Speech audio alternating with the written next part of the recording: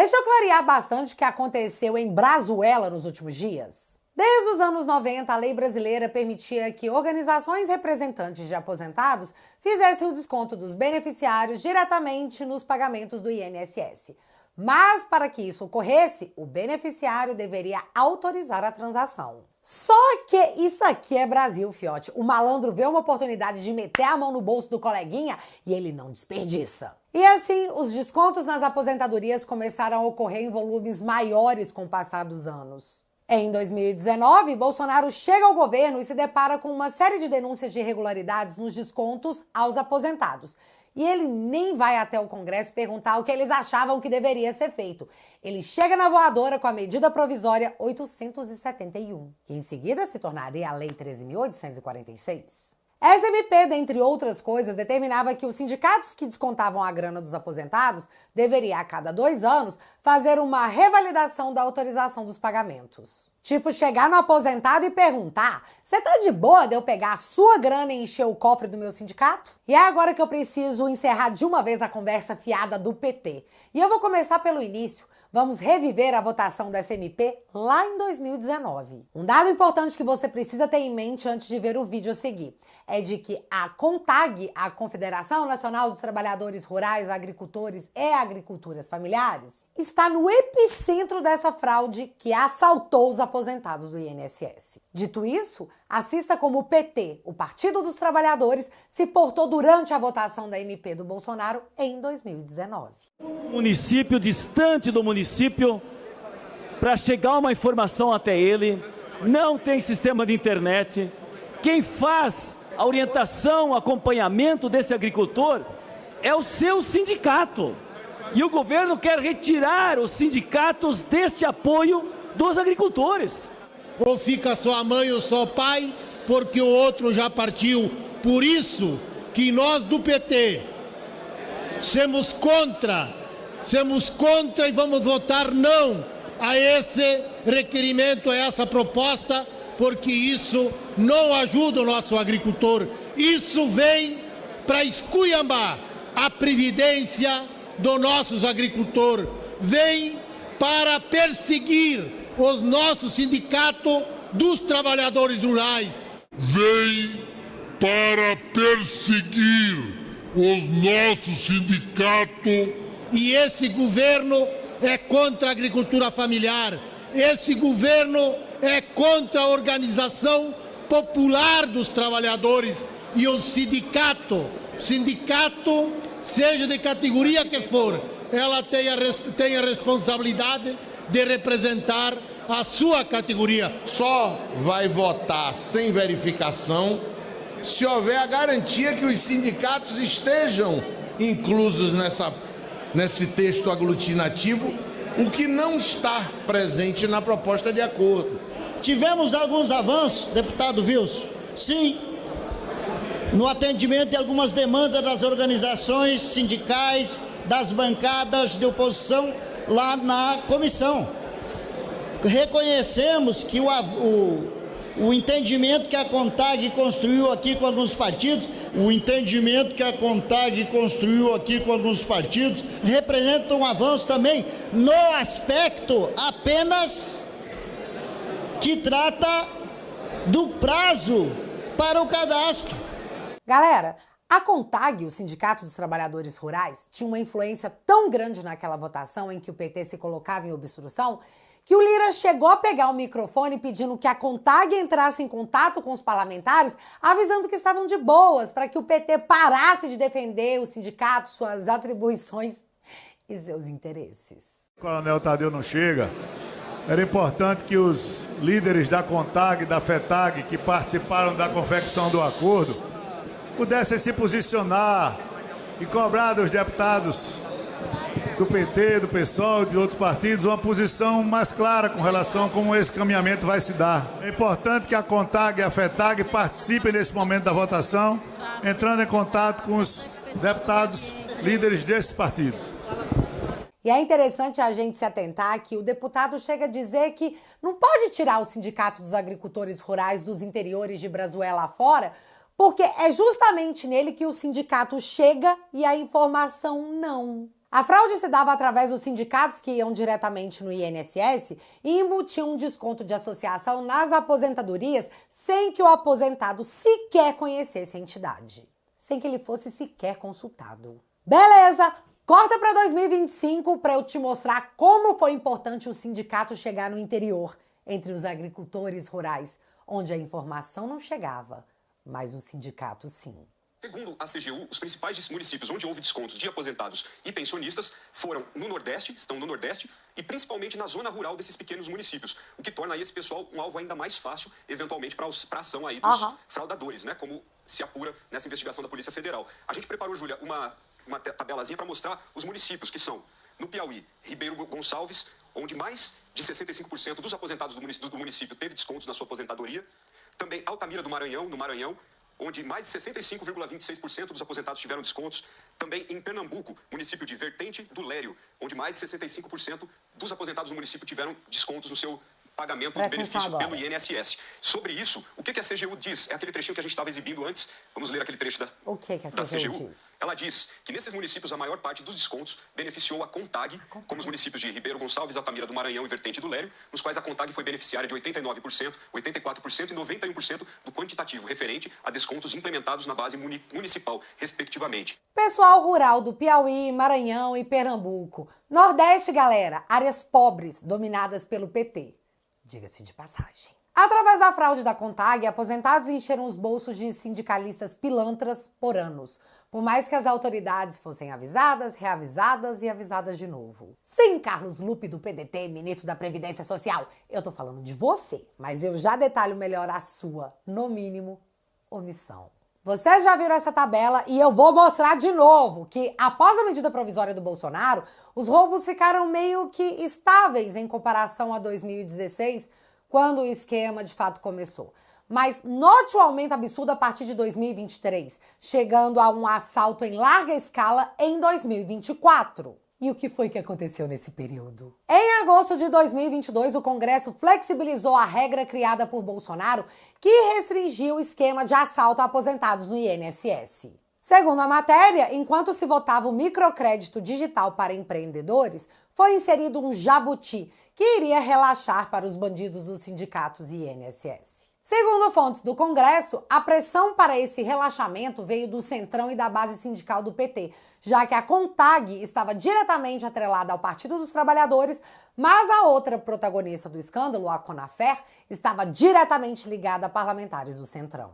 E foi a junção dessas duas forças políticas que abriram novamente a porteira para o assalto de aposentados vulneráveis em solo brazuelano. Por isso, naquele gráfico, você assistiu a subida alarmante dos casos em 2023, chegando em 2024 em seu pico extremo de bilhões de reais. E só para constar, o relator que deu parecer favorável a derrubar a restrição colocada por Bolsonaro foi Luiz Miranda, o ex-deputado que transformou a CPI da Covid num circo em sua tentativa de acusar Bolsonaro de nem ele sabe o quê. Não falha nunca.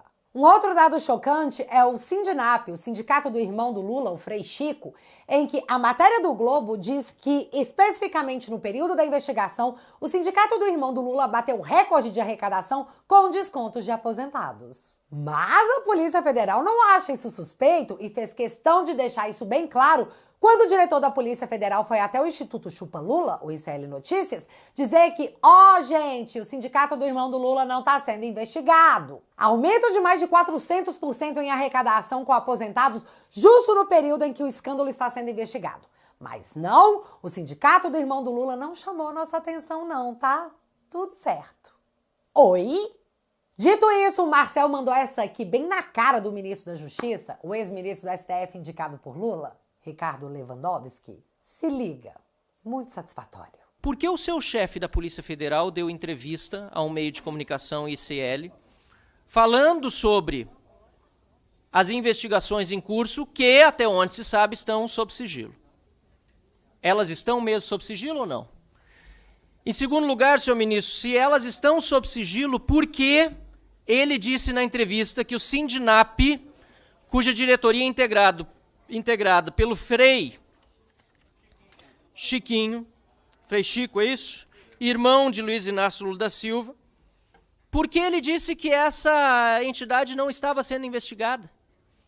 Se está sob sigilo aqui, tem policial, não tem? Pode o diretor da polícia primeiro saber sobre a investigação, ministro? Pode, em segundo lugar, sabendo que não deveria saber, dar entrevista dizendo que tal entidade não estava sob investigação? Terceiro, senhor ministro, por que ele fez questão de isentar a entidade cuja diretoria é integrada pelo irmão do Lula? Ele estaria protegendo o Lula? Finalmente, nós temos os dados do Sindinap. O Sindinap de 2020 a 2021 saltou de 23 milhões recebidos para 48 e passou para 154. Esses dados ninguém tem. Está aqui em primeira mão, vou deixar para Vossa Excelência. Ninguém tem, pelo menos não foi publicado até agora. Eu quero saber se esse sindicato tem todo esse histórico e o seu chefe da Polícia Federal decidiu dizer que na investigação não estava esse sindicato envolvido, ele estaria prevaricando? Ou ele não conhece esses dados? Se não conhece, eu peço imediatamente que Vossa Excelência passe para o seu chefe da Polícia Federal e ordene a inclusão na investigação do sindicato do irmão do Lula. Ou o roubo não aconteceu aqui, onde chegou a 154 milhões de reais o dinheiro dos aposentados, recolhido, a maior parte certamente indevidamente. Também fiquei curiosa, diante desses dados absurdos, dentro do período que contempla a investigação, não investigar seria, no mínimo, prevaricação. E não deixa de ser interessante. Sim, eu tenho que dizer interessante para não ser presa. Que o diretor da Polícia Federal vai até uma mídia de esquerda promover essa espécie de blindagem pública ao sindicato do irmão do Lula. Você não achou interessante? Agora pausa rapidinho para um disclaimer. Ricardo Lewandowski, ministro da Justiça, chefe absoluto da Polícia Federal, assistiu à imprensa noticiar que seu filhinho foi contratado 4 meses antes por uma das entidades que foi alvo da operação da Polícia Federal. E detalhe, o filho do Lewandowski foi contratado exatamente para atuar na manutenção do acordo da entidade com o INSS para manter o desconto nos aposentados. Ah, Bárbara, mas o filho do Lewandowski não tinha como saber. Bom, ter como saber, ele tinha sim, já que a mídia está noticiando esse escândalo há meses. Agora, se ele de fato não sabia, aí eu não posso entrar no mérito. Eu só posso imaginar, porque falar da cadeia. Mas não é uma coincidência? O filho do ministro da Justiça, chefe da Polícia Federal, é contratado por R$200 mil por mês por uma empresa que sofreu busca e apreensão dessa mesma Polícia Federal, que o papai é o chefe. E o Lewandowski disse que tá tudo certo, zero conflito de interesses. Tá bom, se ele falou, tá falado. E provavelmente vai ficar por isso mesmo. Afinal, ele é o chefe da Polícia Federal que tá investigando tudo isso aí. E só para encerrar esse assunto sobre o Lewandowski, que disse que a Justiça do Brasil solta bandido porque a polícia prende mal, a Quest fez uma pesquisa onde 86% do povo acredita que o policial prende o bandido. Mas a Justiça, senhor ministro da Justiça, solta. Recado mais explícito só se alguém colocar um outdoor na porta da sua casa. Mas tá, avançando nas personalidades envolvidas, temos o presidente da Previdência Social. Pode entrar, Carlos Lupe. Não é a primeira vez que Carlos Lupe está no olho do furacão de um mega esquema de corrupção envolvendo o INSS, já que em 2011, à época ministro de Dilma Rousseff, ele chegou a dizer que só deixaria o cargo na bala, mas acabou caindo do cargo devido ao escândalo de corrupção. Não queria, mas teve que largar o osso. Na época, a acusação era de que Lupe cobrava propina para resolver pendências de ONGs e obter convênios irregulares em sua pasta. O mais engraçado é que, em 2015, o Lupe disse que o PT roubou demais e se esgotou. Porém, lá estava ele, em 2023, ministro do Lula, que foi condenado e depois descondenado no STF por corrupção, nomeando como secretário do INSS um cara que também já foi afastado do seu cargo por suspeita de corrupção na casa dos 400 milhões de reais. Eu sei, estranho seria se algo assim não tivesse acontecido, porque, galera, o Brasil voltou! Lembra? Após o esquema revelado, Lupe tentou manter o presidente do INSS no cargo porque ele era um cara de sua extrema confiança. Coisa que a polícia não bancou e mandou demitir, porque, bicho, você tá doidão? Após a justiça afastar o presidente do INSS, aí sim o Lula apareceu para dizer que, acho que a gente vai ter que demitir ele. Um vexame nacional. Nada além do esperado. A sequência de fatos vieram dos vários relatórios que comprovavam que Carlos Lupe sabia do esquema desde 2023, mas que não fez nada porque... sei lá, vai ver, ele tava com a cabeça ocupada com os novos episódios de Demon Slayer. Tô sendo legal com você aqui, viu, seu Lupe?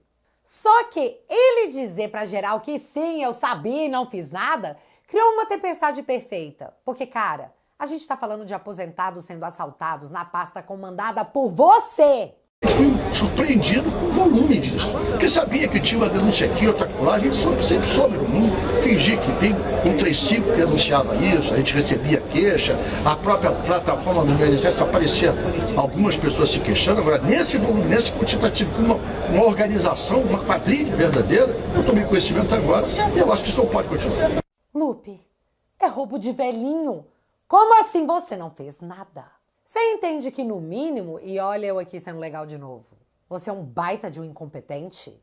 E a sua incompetência e omissão fez com que milhões de aposentados fossem assaltados? Para quem tem mais de 2 neurônios, não é difícil chegar à conclusão que esse sujeito, não só devido a seu histórico, mas também à sua gestão, no mínimo, omissa, não tem a menor condição de permanecer no cargo de ministro da Previdência. Certo? Pois é, se a lógica é essa, o cérebro do Lula é um espaço vazio a ser invadido pelo MST.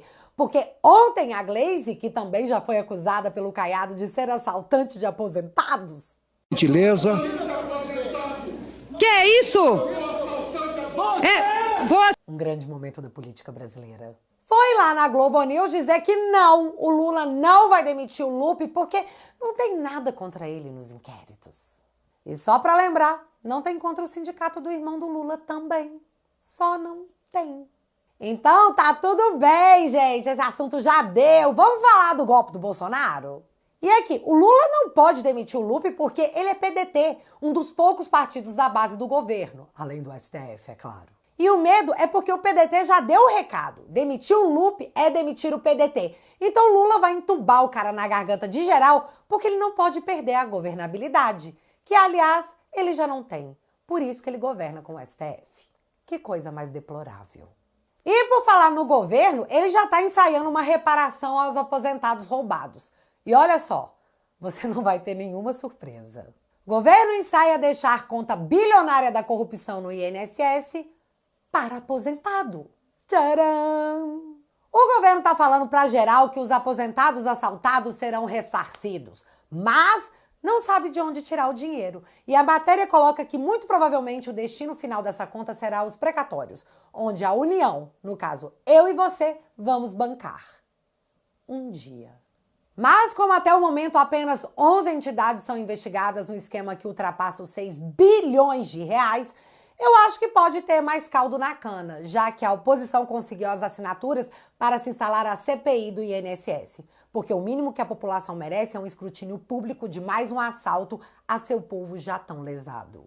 Óbvio que tem mais participantes, tem nome de ministro do TCU no meio, mas eu quis trazer um resumo bem resumidinho só para você entender em que ponto tá o mais novo esquema de corrupção brasileiro revelado num governo do PT. Se pá, eu volto aqui depois fazendo tipo filme policial, colocando fotinha, ligando um ponto no outro. Me conta aí nos comentários se vocês querem um CSI mineiro, que a gente pode providenciar. E para encerrar esse vídeo, eu preciso dizer que não existe mais 3 poderes independentes. O executivo, que executa o orçamento, o legislativo, que cria as leis, e o judiciário, que julga essas leis. Também preciso deixar claro que a lei de impeachment para ministros da Suprema Corte foi rasgada em plena Globo News. E todos trataram com naturalidade, porque a última coisa que aparentamos ser é um Estado democrático de direito, onde reina o império das leis. E é claro que eu vou mais que explicar essa minha opinião dissidente. Eu vou mostrar o porquê pensar diferente disso é muito difícil. A anistia aos presos políticos se tornou um assunto forte dentro do Congresso e a oposição conseguiu reunir as assinaturas necessárias para que o tema fosse levado com urgência ao plenário. E eu só lembro do Demetrio Magnoli dizendo isso aqui lá na Globo News.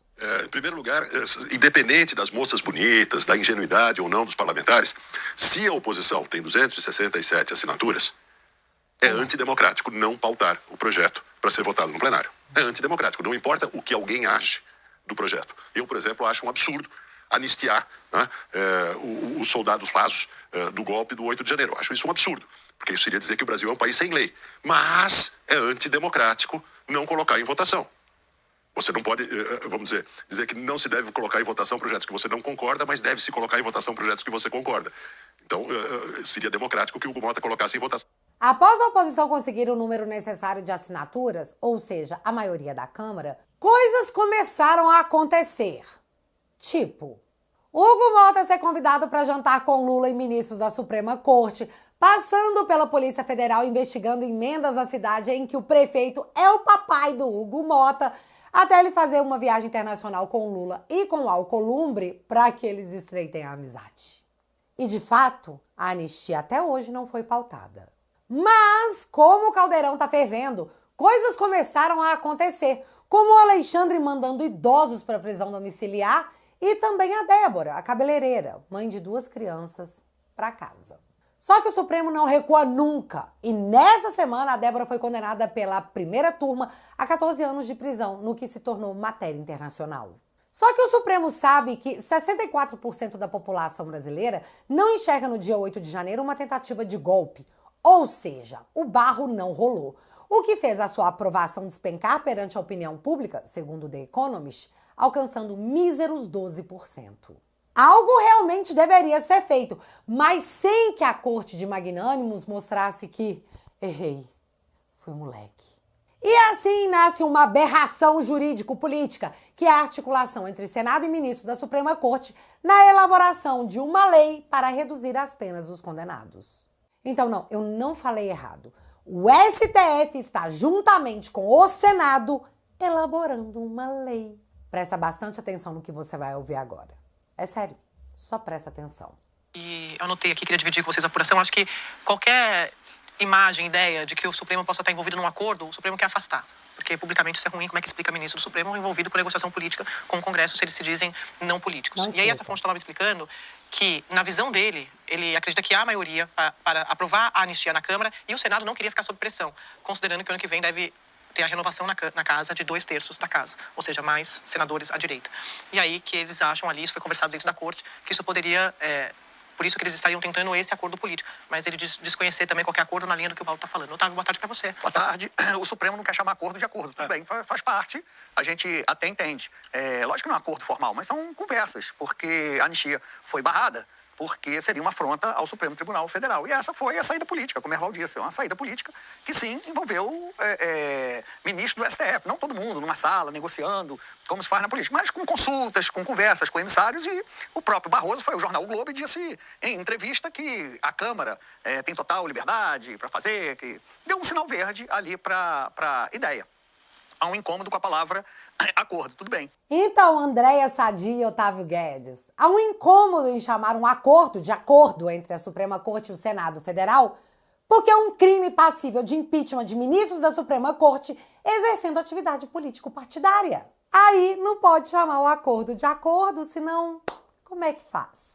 Mas um ponto interessante é o receio do próprio STF, assim como do Davi Alcolumbre, em dar um jeito de resolver isso, porque eles sabem que ano que vem é ano eleitoral e a direita provavelmente vai fazer maioria na casa. O bom é que, devido ao precedente aberto pela Corte de que vídeo é um flagrante perpétuo, em 2027 os senadores eleitos já chegarão com bastante material para trabalhar. Mas que não reste dúvidas, a Corte fez acordos para a criação de leis que a agrada.